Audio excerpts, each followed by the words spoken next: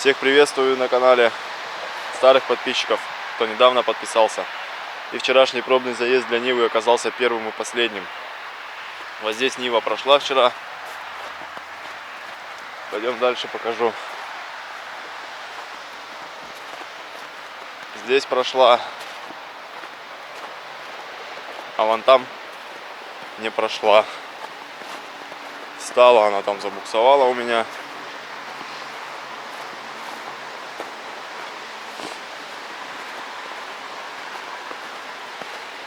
Вот здесь тоже прошла.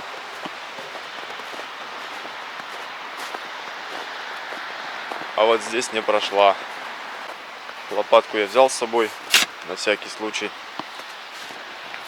Здесь я вчера буксовал и никак не мог выехать. Сейчас попробую, заведу ее. Если до пипеток доберусь, попробую давление немножко стравить. Пойдем покажу, что там спереди. Вот здесь следы масла.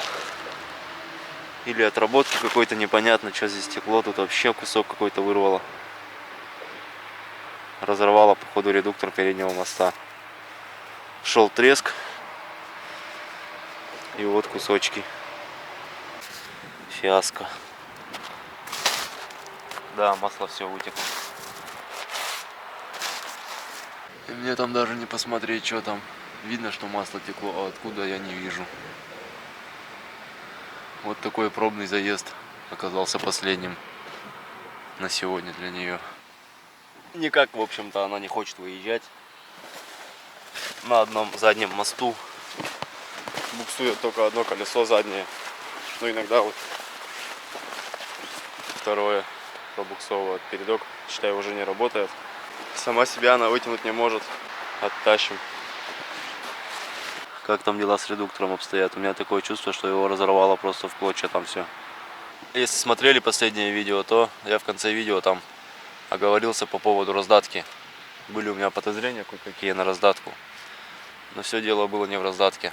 Машина у меня не ехала, потому что на ней был снят задний кардан. Из гаража я выехал на блокировке. Блокировку выключил, и машина не едет. Она просто стоит на месте. Коробка крутит, а раздатка нет. Это все было из-за того, что был снят задний кардан. Задний кардан когда поставил, и все, машина поехала. По гаражам я здесь поездил, попробовал пониженную. Едет она, в принципе, ехала нормально. Несколько сугробов она проехала, и вот в одном сугробе здесь стала. Сугроб был где-то вот посюда, по фару примерно. Вот сюда я уперся. Бампером вот здесь я уперся. Ну вот, считай, выше колена сугроб. Захотела Нива отдохнуть немножко на обочинке. Как вот эта 14-я. Тоже стоит здесь. Снегом заметенная. И вон еще одна. Вот здесь она прошла вчера у меня нормально. Проехала по сугробчику. Протащила. Протащила нормально. И вот здесь тоже нормально протащила. И там по гаражам тоже нормально таскала она по сугробам. Ну и вот я говорю, тот сугроб. С тем сугробом она не справилась. Остановил ее тот сугроб. Я когда масло еще менял, раздатку, когда масло заливал, с переднего моста, когда масло сливал, там много стружки было. Было много стружки. И еще была такая ситуация, когда с места ты трогаешься, был удар. Съезжаешь с места и удар такой, тук, и машина поехала. А на пониженной, когда пониженную включаешь на раздатке, такого не было. Вот если просто в обычном режиме съезжаешь, такой удар, тук, машина поехала. Включаешь пониженную, такого удара не было. Это получается вот два звоночка такие, когда умирает редуктор переднего моста. Это если сливаешь масло, в нем стружка. Но это и понятно, что там что-то не то, если в масле стружка есть. И второй звоночек, это когда ты трогаешься с места и происходит удар. Это говорит о том, вот два признака, которые говорят о том, что редуктор переднего моста на Ниве умирает. И когда он умирает, лучше вот так не делать, как я. Иначе попадешь на новый редуктор. На разборке вот такой нашли за 4000. Самый дешевый, что был на Авито, за 4000 вот такой. Для начала надо помыть его хотя бы немножко. Грязь всю эту большую убрать. И, наверное, вскрою крышку, посмотрю, что хоть там. Может, нижнюю тоже откручу. Растворителем его отмываю. Вот так прыскаю. Понемножку отъедает. помыл я его. Более-менее чистенький стал. Совсем уж там идеально не стал все мыть. В основном вот эти места, чтобы грязь туда не попадала. И надо сейчас мне отвернуть пробку сливную, чтобы всю срань оттуда слить, которая там осталась.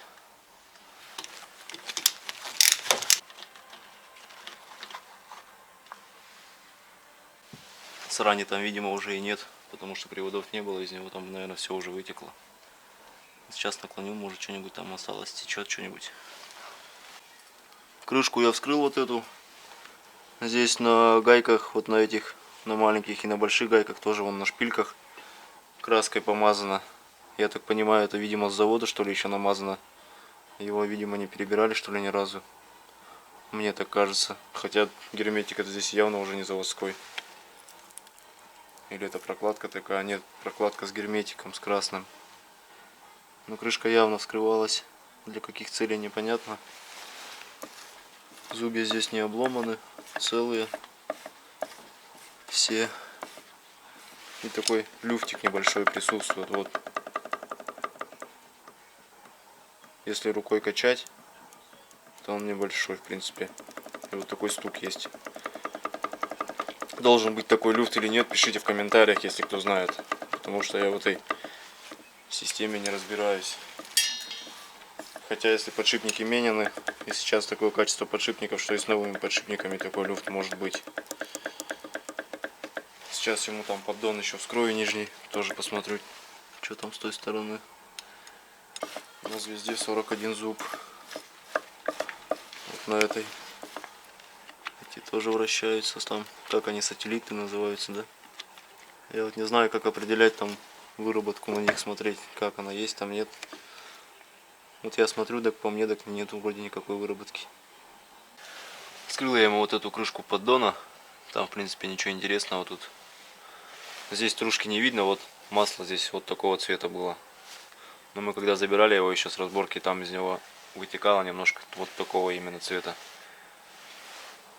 Прокладка вот отсюда. Одна здесь без герметика она стояла. И на крышке вот присутствует стружка вот такая. Ну, стружка или что, это грязь какая-то. Но это, мне кажется, что рабочая. Шестеренки же там все равно вращаются, правильно? Износ какой-то есть, и вот она. Вот такая черная смесь какая-то. Таких больших здесь не видно уж явно, таких стружек железных. Так что я потроха там в нем шевелить не буду. Если бы я еще, конечно, разбирался в этом во всем, может бы я разобрал там, посмотрел. А так я туда не полезу. Под прокладкой там герметик нанес тоненьким слоем. Получается, будет герметик, прокладка, и на крышке тоже герметик. Прикручиваю обратно ее. А на большую крышку придется прокладку новую купить, потому что я пока снимал ее, она у меня порвалась. Посмотрел я на ютубе несколько роликов у разных блогеров и пришел к выводу, что вот такой люфт в паре — это примерно допустимый люфт. Вот по всей окружности я ее прокрутил, он везде примерно одинаковый. В паре такой люфт имеет место быть, если я правильно, конечно, называю здесь все.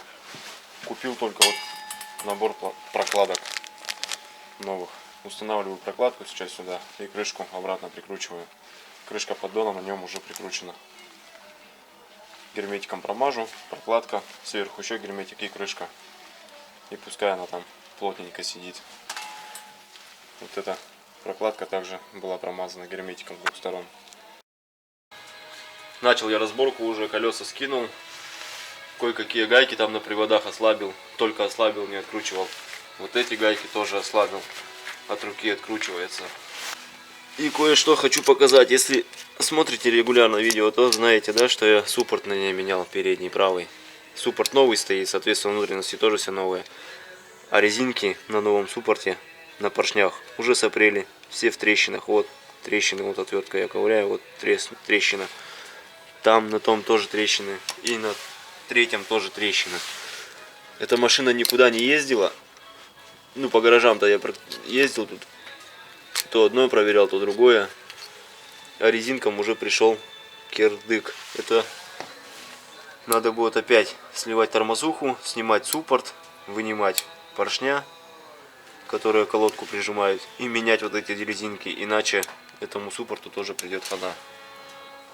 Да, я вообще не могу над качеством запчастей. Либо этот суппорт просто там лежал у них, я не знаю, 100 лет. От времени они сопрели уже сами по себе. Ладно бы машина ездила, эксплуатировалась, но она стояла, никуда не ездила. Такое ощущение, что резинкам этим лет 15-20. А с той стороны, слева я смотрел, там суппорт стоит не мененный. Там резиночки на нем как новые. Как так вообще может быть, я не знаю. Ну, в общем, продолжаю дальше разбирать. Ослабляю пока гайки на правой шаровой, на верхней. Потом переберемся на левую сторону. Шляпка болта на 12, сама гайка на 13. Шаровые, походу, тоже под замену. Вместе с болтами и гайками. Все, гайки открутил от шаровой. Так, теперь она отводится в сторону. Думаю, проблем, чтобы вытащить привода, не будет. Ну, хотя дальше видно будет. Что загадывать. С этой стороны тоже открутил шаровую. Ступица теперь тоже качается. И полезли под низ, покажу, как там редуктор разорвало.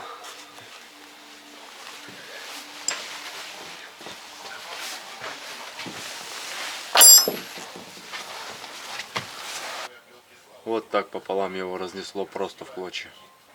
Масло все вытекло. И вот тот кусочек, это он и был там, он, видно, вырвал. Офигеть просто можно. Разбираю дальше. Гарри Поттер в действии.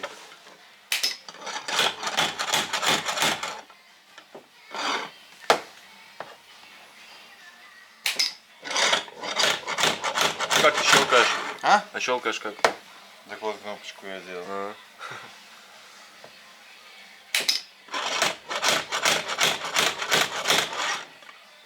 Как он так прилипает? А? За счет короткого замыкания. У меня же в тот раз не получалось, и я взял твой аккумулятор, и все нормально стало. Ну, мне, потому что этот подсевший был, да? Да. Я считаю, это заряженный, разряд-то есть. Вот, смотри. Выпрямился. Да, осталось чуть-чуть. Немножко.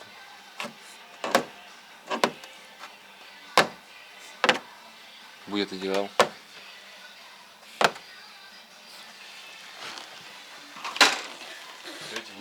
Гарри Поттер. Короче, кому надо, обращайтесь. 50 тысяч стоит. Видишь, он начинает сразу же видишь, искры выдавать, потому что он забивается носик, на него налипает. Ага. Как налипло, короче, так искры начинают. Ну да. И он уже не так начинает прилипать. Все, Короче, вот и руки до «Шевроле» добрались. Пошел ремонт. Я там эту крышку отколотил, пойду, наверное. Пойдет, наверное, сейчас у меня. А там, считай, Три. туда-то не залезьте, не вытащить, там усилитель вот так вот приварен по всей длине. И как ты эту яму-то вытащишь никак? Так, вот момент истины. Все, вышел.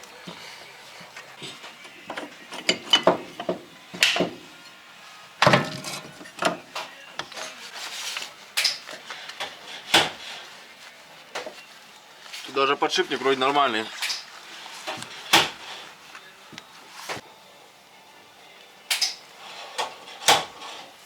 Сняли мы редуктор, Макс помог мне снять.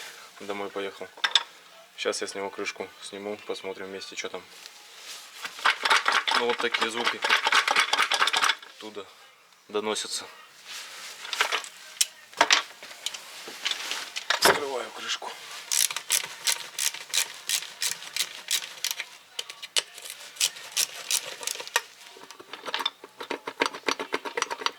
Так, драйвера.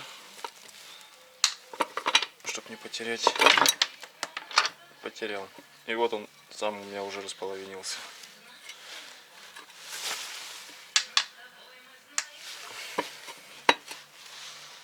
Вот такой набор, блядь, запчастей здесь. Коромысла вот эти даже разорвало тоже. Вот такой набор запчастей в этом редукторе, ебать. Ага. Все в дрожжи разорвало. На паре долбил палец, он как раз долбило. Да. Охренеть.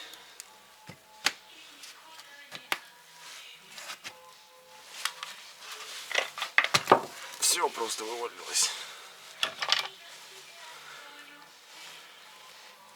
Вот такой редуктор.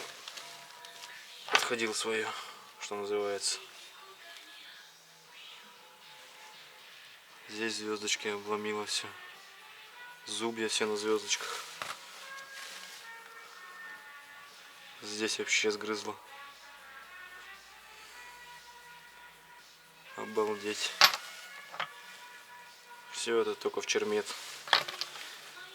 Можно выкинуть. Вон и здесь пополам этот палец. Лопнул. Да. Сделал пробный заезд, называется. Вообще беда. Вообще беда.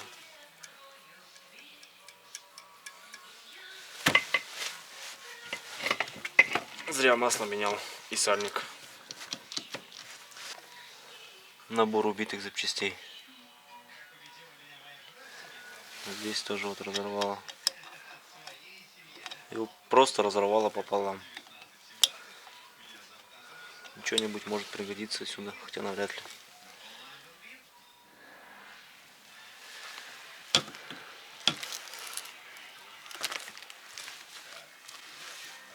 Ну здесь пару, видимо, давно уже долбила. Вон какую дырку размотала здесь. А здесь вот такую борозду размотала.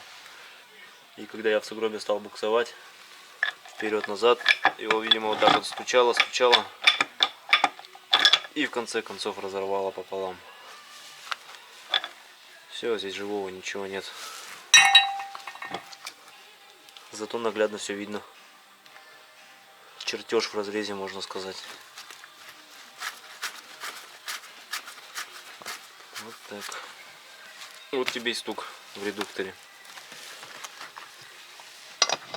Я видео тоже смотрел в интернете, там ребята на Нивах, кто ездит, говорят, стук при трогании в переднем редукторе. Вот он у меня стук, в чего вылился. Располовинился редуктор и всего-то. Ни одной живой запчасти не осталось. Что здесь с него можно взять? Фланец один. Или флянец, как его правильно. Подшипники дохлые, шестеренки все дохлые. Шпильки еще можно выкрутить, наверное. Все. Остальное в чермет. Я когда масло сливал, говорил уже, что было много стружки в масле. Стружка-то не крупная была, но ее было много. И вот здесь тоже видно, что стружки много. Даже здесь вот что-то полоснуло как-то. Одной шпильки на этом редукторе не хватало, по-моему, вот этой. Снял я ее вот с этого редуктора, со старого. Выкрутил одну. Сюда вкрутил. У меня, в принципе, вроде все готово к установке. Теперь его полезу под машину сейчас. Герметиком не буду мазать вот здесь. Имею в виду герметиком, которым мазал вот эту крышку. Это тот же самый герметик, которым пол в машине промазан. Что-то мне подсказывает потом, если надо будет разобрать здесь что-то, то придется потрудиться очень сильно, чтобы этот герметик отклеить. Очень хорошая адгезия у него. Просто так он не отрывается, вот как вот этот обычный автомобильный.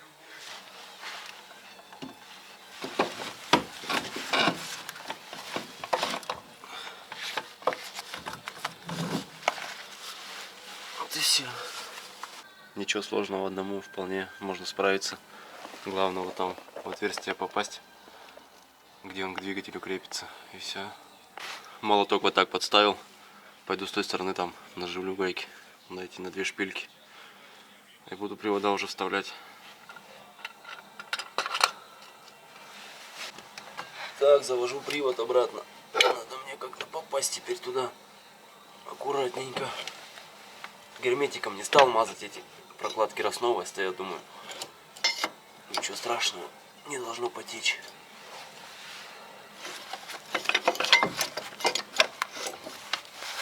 Что-то вроде встает. Ставить-то ставил привод, но я забыл, что шаровые еще хочу поменять. Шаровые купил новые, эти под замену. И сейчас ступицу полностью сниму, чтобы удобнее было выбить их. Болты у меня все откручены уже на шаровой. Осталось только снять. Вот это получается верхняя шаровая. На ней пыльник лопнул. Грязью там по-любому все забьет, а она придет в негодность. Вот эта нижняя, она, кстати, пыльник на ней не рваный, она, кстати, не убитая даже еще. Вполне в рабочем состоянии. Они такие еще со съемными пыльниками шаровые это здесь стоят. Пыльник порвался. Можно, наверное, посмотреть в магазине, если есть. Пыльники вот такие новые с металлической пластинкой. Прямо набиваешь туда этого смазки. И по новой ставишь. Выбил я за пару ударов ее. Пыльник снял. Там ну, не особо там и грязи в ней. Если бы пыльник не лопнул, она бы походила, наверное, еще.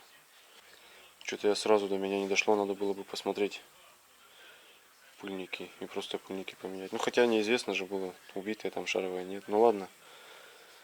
Новую ставлю сейчас.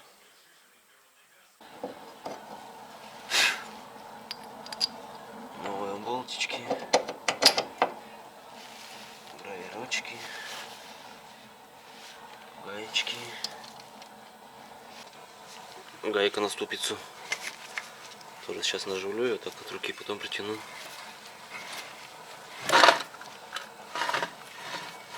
Все готово. Ступица установлена, шаровые прикручены. Останется только вот эту гайку протянуть потом. Тягу рулевую вставить. Пока перебираюсь на ту сторону. Там всю ту же самую процедуру провожу. Так, одеваю прокладку новую. Сюда. Сразу, чтобы не забыть ее. Сейчас привод вставлять буду. Как мне тут повесить-то? Второй этап подготовки пошел. Ее красить пора, мы все спорим. Вот тут Гарри с Поттера в точке. Три точки улезла. На работе шкурить, здесь шкурить. Да. Снегу насыпало сколько?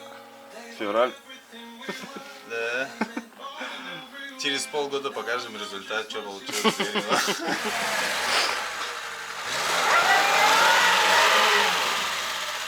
Давай, давай!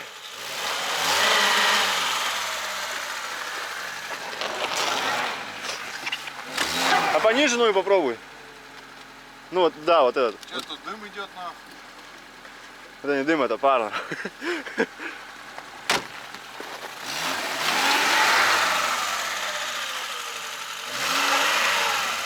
Никак не хочет.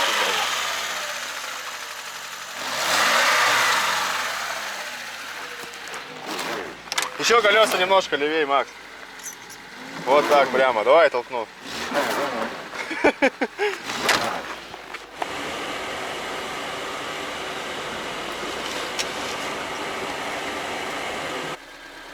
Ну, в общем-то, вот вы сами все видели. Редуктор я поставил на место, уже собрал все. Это был еще один пробный заезд. Я только отсюда вот из поворота выехал, и сразу меня стащило в сугроб. В сугробе побуксовали немножко, выехал. Выяснилось две проблемы сразу. Блокировка стала вылетать. Хотя, когда редуктор тот стоял, до того, как тот редуктор разорвало, блокировка не вылетала на нем. Пониженную вот включили здесь в сугробе, включили блокировку, и блокировка вылетает. И едешь по дороге, когда тоже вылетает. И вторая проблема, это хрустит, по-моему, правая граната с правой стороны. Слева я не слушал, потому что там сугроб был. Справа вроде как граната похрустывает. Вот две проблемы при этом тестовом заезде выявилось. Таких тестовых заездов, я думаю, целая куча у меня еще будет. Потому что лучше пускай оно все здесь ломается, чем где-то сломается в дороге, там в поле или в лесу. Эти неполадки, конечно, устранять надо. Раздатку я буду снимать, но не буду это уже показывать. Смысла в этом нету, я думаю. Так, если потом на словах расскажу, что там было. Оставайтесь на канале, а я пошел снимать следующее видео.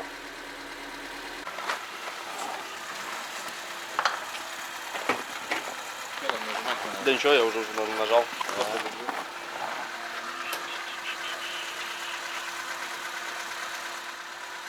Зеркало загни. Зеркало вот это загни. О.